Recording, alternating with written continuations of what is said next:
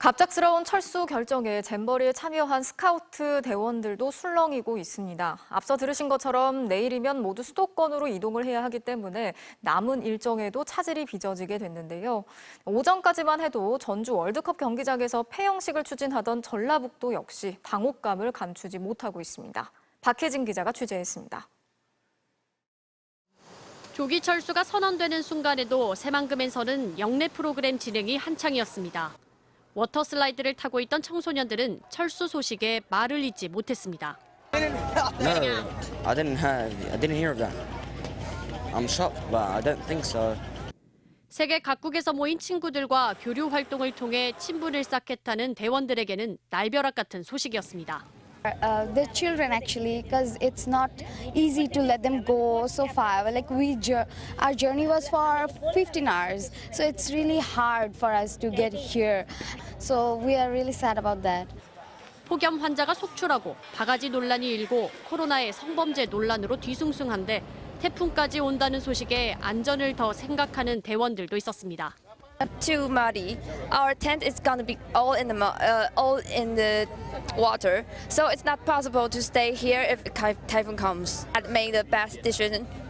갑작스레 마지막 밤을 맞게 된 대원들은 기념품 매장으로 몰렸고 내일이면 모두 수도권으로 이동해 보다 안전한 곳에서 남은 일정을 치러야 합니다. 내일 이제 여기 어떻게 보면 저 퇴소 개념으로 빠져나가는 겁니다. 여기는 이제 더 이상 운영되지는 않습니다. 전 세계 대원들이 모여 야영 생활을 하며 문화교류와 우애를 나눈다는 세계 잼버리의 취지는 퇴색됐고 일정도 모두 어그러졌습니다. 참가자 전체가 전북을 떠나면서 부안 새만금 야영장은 더 이상 사용하지 않게 됐고 예정됐던 모든 지역 프로그램마저 사실상 취소됐습니다. 폐영식을 겸한 K-팝 콘서트도 서울에서 추진한다는 정부 계획에 전라북도는 당혹감을 감추지 못한 채 공식 입장 표명도 하지 못했습니다. MBC 뉴스 박혜진입니다. 갑자기 야영지를 떠나게 된 세계 각국의 잼버리 참가자들은 내일부터 대거 수도권으로 몰려들 예정입니다. 당장 3만 6천여 명을 수용할 수 있는 숙박시설을 확보하기 위해서 정부와 지자체에도 비상이 걸렸는데요. 서울에서는 동별로 주민들에게 홈스테이를 구한다는 긴급 문자까지 돌렸습니다. 변윤재 기자가 취재했습니다. 서울시가 오늘 관내 25개 자치구에 긴급히 내려보낸 업무 연락입니다. 각 자치구별로 내일부터 오는 12일까지 15,000명 이상이 묵을 숙박 장소를 찾아달라는 내용입니다. 제출 기한은 오늘 저녁 6시까지. 강남, 송파, 강서 등 5개 구에는 1,000명 이상, 나머지 구에게는 500명 이상으로 할당했습니다. 호텔과 게스트하우스 등 일반 숙소는 물론 홈스테이까지 동원해달라고 요청했습니다. 이후 서울 일부 구에서는 주민들에게 숙박비와 식비를 줄 테니 홈스테이를 수소문해달라는 문자를 돌렸습니다. 사실대로 말씀드리면 그 문자를 보내서 주민분들은 전화가 안 오세요. 실질적으로 홈스테이 가능한 전화는 지금 아직 한 건도 접수가 안 됐어요. 하지만 조직위 측은 다른 말을 합니다. 일반 가정집에 홈스테이식으로 숙박을 고려하고 계시는가요? 그런 부분은 저희가 검토하고 있지 않습니다.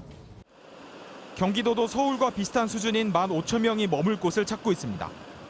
휴가철에 갑자기 숙박시설을 확보하기 어렵다 보니 방학을 맞아 비어있는 대학교 기숙사나 공무원 연수원 등을 검토하고 있습니다.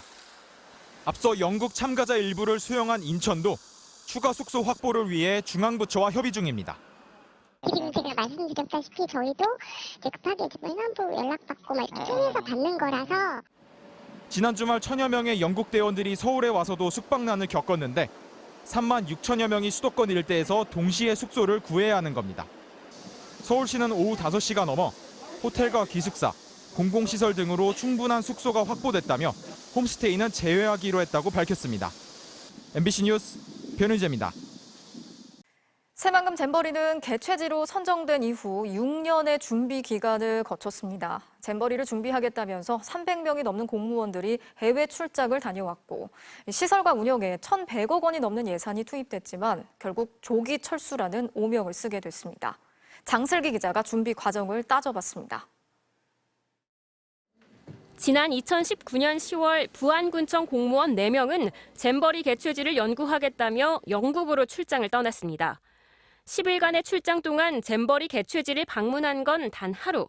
나머지 일정은 영국 버킹엄 궁전이나 프랑스 몽마르트 포도 축제 등 관광 일정이었습니다. 새만금이 국내 후보지로 결정된 2015년 이후 잼버리와 관련해 공무원들이 해외 출장을 다녀온 기록은 300여 명에 99건에 달합니다. 잼버리와 상관없는 크루즈나 대규모 농업 사례를 위한 출장에도 잼버리가 동원됐습니다. 외유성 출장에 대한 비판 여론이 커지자 여성가족부와 부안군 등 관련 기관은 잼버리 예산이 아닌 자체 예산으로 다녀온 것이라고 해명했습니다.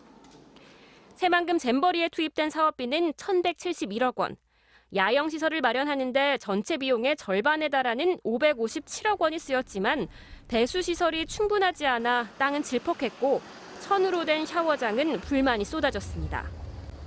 급식과 식당 운영비로는 121억 원이 편성됐는데 참가자 4만 3천 명으로 계산하면 한 끼에 7,800원 수준입니다. 아마 영향일 거예요. 그 모든 아이들한테 음식 재료를 다 줘요. 근데 밀키트. 폭염 대비 물과 소금을 구입하는 예산은 2억 원. 잼버리가 열리는 12일 동안 한 사람에게 5천 원 정도 돌아가는 수준입니다. 공사나 용역이나 위탁 같은 것들 계약을 적정히 했는지 이런 것들은 이제 검증이 필요할 테고. 새만금 잼버리 지원단은 조직위원회가 사용한 예산이 870억 원이라고 밝혔지만 이 가운데 136억 원에 달하는 세부 항목은 공개하지 않았습니다. MBC 뉴스 장슬기입니다. 앞서 보신 것처럼 이렇게 6년을 준비했던 대규모 국제 행사는 결국 조기 철수라는 파행을 맞게 됐습니다. 만반의 준비를 자신했던 것과는 달리 이미 오래전부터 지적돼 왔던 문제점이 결국 발목을 잡았고 대회를 추진했던 여성가족부가 폐지 논란에 휩싸이면서 사실상 대회 준비가 부족했다는 지적도 나오고 있습니다. 강동혁 기자가 취재했습니다. 지난 5월 어린이날 연휴, 새만금에 폭우가 쏟아지기 시작했습니다. 잼버리 예정지는 순식간에 수렁으로 변했습니다. 2주 전 장맛비에도 마찬가지였습니다. 발은 푹푹 빠지고 텐트를 쳐야 할 땅은 뻘밭으로 변했습니다. 어제처럼 시간당 40mm 오고 얘도 떠다닐걸요? 저기만 해도 뭐 모두까지 차는데 저기다 빠레트 가는데 빠레트 위로 물이 오겠지. 잼버리 대원들이 모인 야영장 부지는 바다를 메워 만든 간척지입니다. 농업용지로 사용하기 위해 최대한 평평하게 물이 안 빠지게 만들다 보니 배수가 되지 않았습니다. 배수 시설을 더할 수는 없었고 상하수도 시설 설치도 늦어졌습니다. 개수대, 화장실, 샤워장도 대회 개막을 한 달을 남겨두고 촉박하게 진행됐습니다.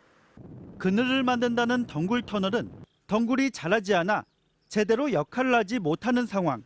이미 오래전부터 지적된 사안들이었지만 정부와 연맹은 현실을 외면했습니다.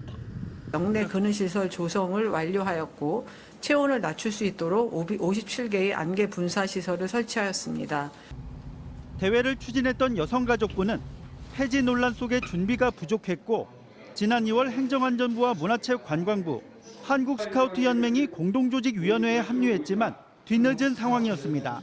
이번 잼버리 행사가 아무런 사고 없이 잘 진행될 수 있도록 최선의 준비를 해왔고 그렇게 잘 마칠 수 있도록 하겠습니다. 대회를 코앞에 두고 정부 인사들의 방문이 이어졌지만 준비 부족을 바꿀 수는 없었습니다. 결국 4만 명이 참가한 새만금 세계 잼버리는 조기 철수라는 흑역사를 남겼습니다. MBC 뉴스 강동엽입니다. 이번 잼버리에서는 성범죄 의심 사건에 대한 부실 대응에 항의하면서 전북의 스카우트 대원 80명이 조기 퇴영한 일도 있었죠. 이에 대해 한 여당 의원이 조기 퇴영은 반대한민국 결정이라면서 느닷없이 야권 배후설을 꺼내 들었습니다. 당사자인 전북연맹은 물론이고 야권에서도 거센 비판이 쏟아졌습니다. 손하늘 기자가 전해드리겠습니다. 태국인 남성 스카우트 지도자가 여성 샤워실에 침입한 사건에 대한 조치에 반발해 전북연맹 스카우트 대원 80명은 어제 조기 퇴영을 선언했습니다. 그런데 몇 시간 뒤 국민의힘 정책조정위원장인 신원식 의원이 자신의 SNS에 글을 올려 태국 지도자의 단순 실수를 성범죄로 침소봉대해서 조기 퇴영의 근거로 삼았다고 했습니다.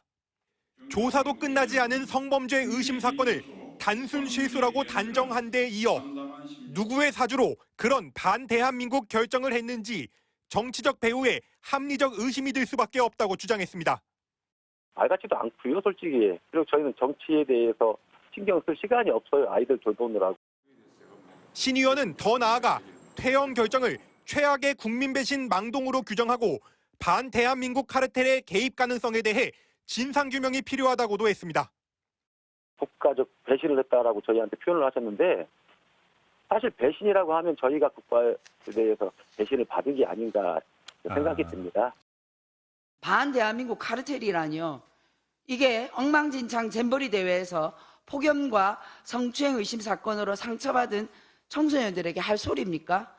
책임 회피에 눈이 멀어 이성을 상실했습니까? 신 의원의 주장에 대해 이재명 민주당 대표가 이런 게 2차 가해라고 비판하자 신 의원은 다시 이 대표는 그 여파로 부산 엑스포 유치가 실패하길 바라는 거냐고 반박했습니다. 먼저 올린 글에서 정치적 배후설을 언급하면서 야권이 윤석열 정부의 실정으로 호도하기 위한 정치 공세를 본격화했다고 한 것과 맥락을 같이 하는 주장입니다. 논란에 대해 국민의힘은 신 의원 개인의 판단이며 당에서 따로 의논한 바는 없다고 밝혔습니다. 태국인 남성은 경찰 조사 때문에 아직 영내에 머물고 있다고 조직위는 밝혔습니다. MBC 뉴스 손한혜입니다.